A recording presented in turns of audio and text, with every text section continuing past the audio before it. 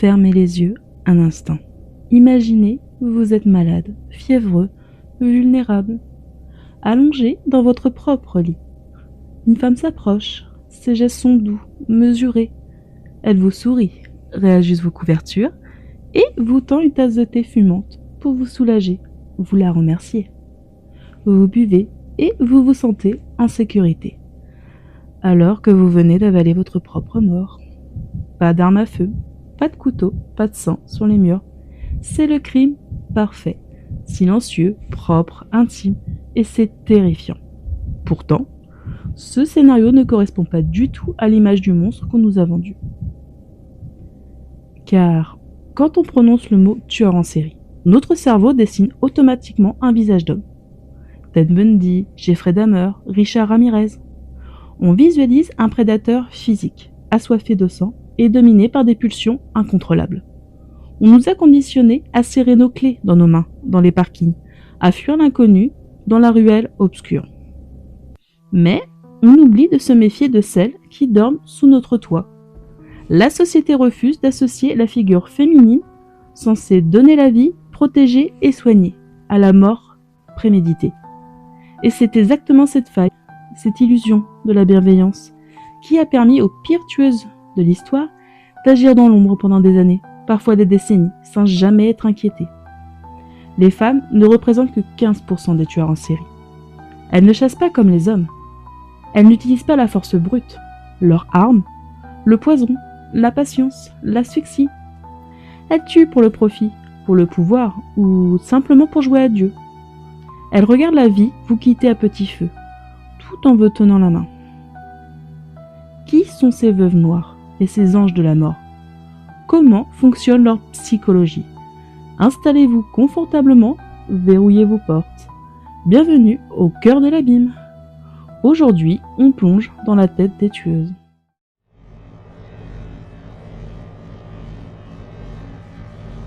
En criminologie, la différence entre un homme et une femme qui tue en série se résume à une notion fondamentale, le territoire. L'homme traque, la femme attend. Le tueur masculin opère souvent dans le chaos. Il rôde dans l'espace public, il cible des inconnus sur des parkings, des routes de campagne, dans des ruelles. Ses motivations, le sadisme, la domination physique, l'assouvissement d'une pulsion sexuelle ou d'une colère destructrice. C'est explosif, c'est un prédateur. Les femmes, elles, ne chassent pas dans la rue. Leur terrain de chasse, c'est le sanctuaire de la maison, c'est votre salon, c'est votre lit. Les profilers du FBI appellent cela des meurtres pragmatiques ou de confort. Et la vérité est peut-être plus effrayante qu'une pulsion sanguinaire. La majorité de ces tueuses ne cherchent aucun frisson dans l'acte de tuer. Elles tuent comme un comptable raye une ligne sur un registre.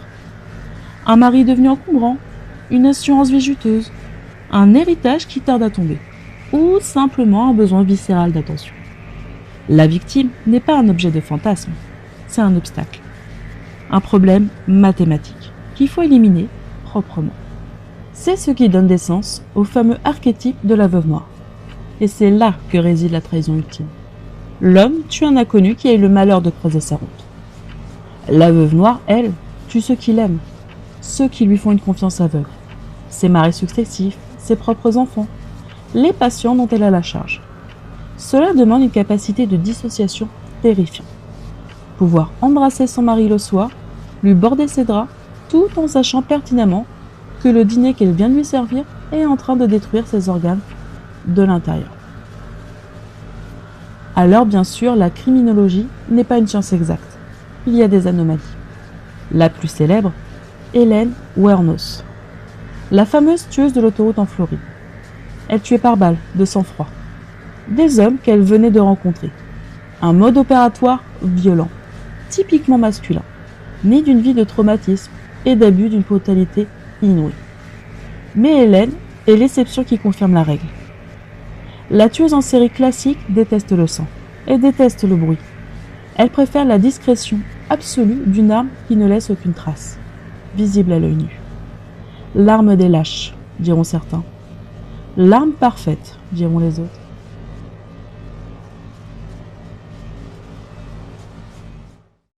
Si l'homme utilise la force brute pour détruire, la femme, elle, utilise la chimie pour effacer.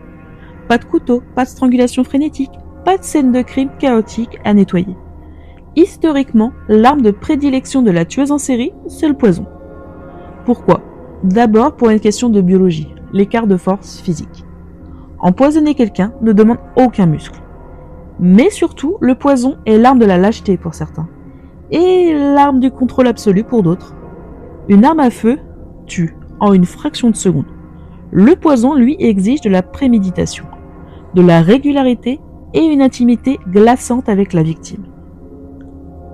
Pendant des décennies, le roi incontesté de ces meurtres de l'ombre portait un nom, l'arsenic. Indolore, incolore et insipide.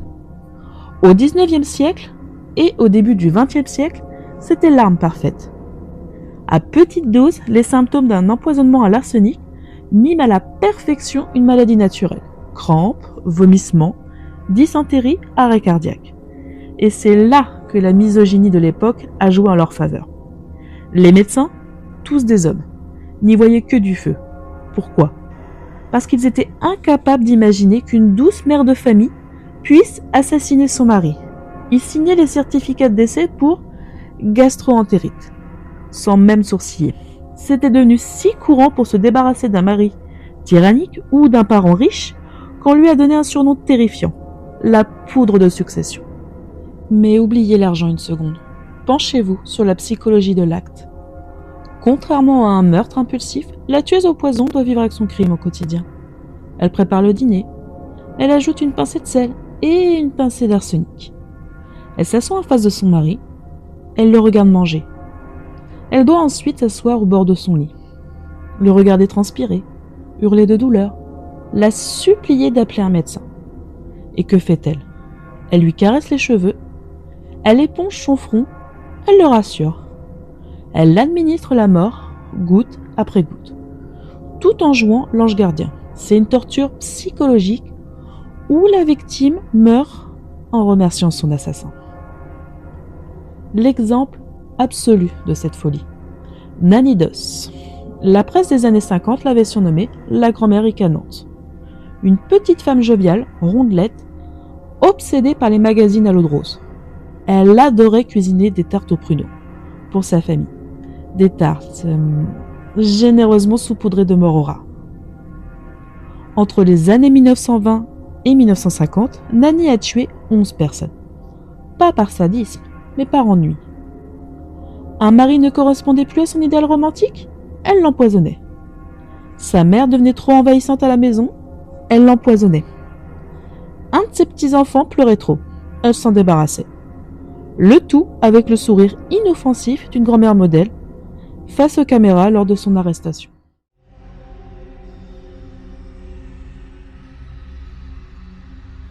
Jusqu'ici, nous avons parlé du foyer, de la maison. Mais il existe un endroit où notre vulnérabilité atteint son paroxysme. Un endroit où l'on remet littéralement notre vie, notre corps endormi entre les mains de parfaits inconnus. L'hôpital. Pensez-y une seconde. Il est 3 heures du matin. Les couloirs sont déserts. Vous êtes cloué sur un lit médicalisé, branché à des machines. Quand une femme en blouse blanche entre dans votre chambre et injecte un liquide dans votre perfusion. Vous ne posez aucune question. L'uniforme commande le respect absolu. C'est son métier, de vous sauver. Et cette confiance aveugle, couplée à l'isolement de la nuit, c'est ce qui a donné naissance à la catégorie la plus effrayante des tueuses en série. Les anges de la mort. Contrairement aux veuves noires, comme Nanny Doss, les anges de la mort ne tuent pas pour l'argent. Leurs patients ne leur laissent aucun héritage. Alors pourquoi ? Pour 2 raisons psychiatriques glaçantes. La première, c'est le syndrome du héros. Certaines infirmières provoquent intentionnellement des arrêts cardiaques chez leurs patients, uniquement pour avoir le frisson de sonner l'alerte, de mener la réanimation et de passer pour l'héroïne tragique de l'étage, devant leurs collègues. Elles créent la crise pour récolter les louanges. La seconde raison, c'est le complexe de Dieu.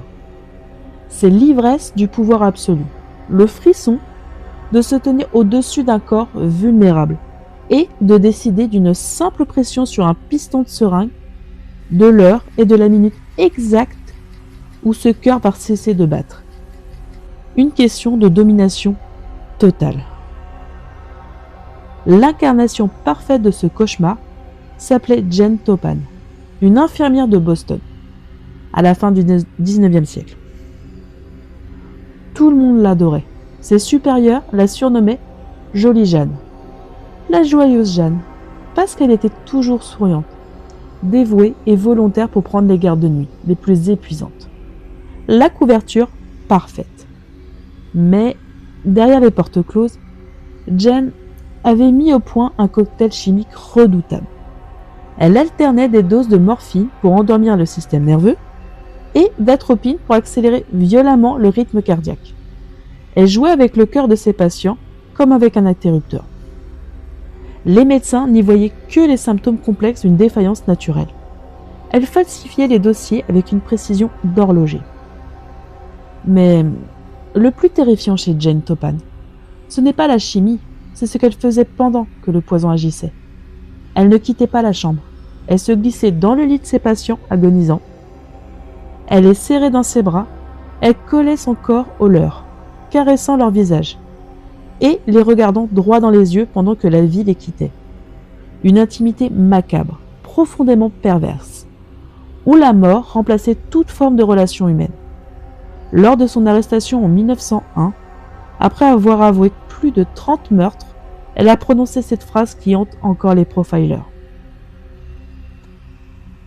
Mon ambition est d'avoir tué plus de personnes sans défense, que n'importe quel autre homme ou femme qui ait jamais vécu.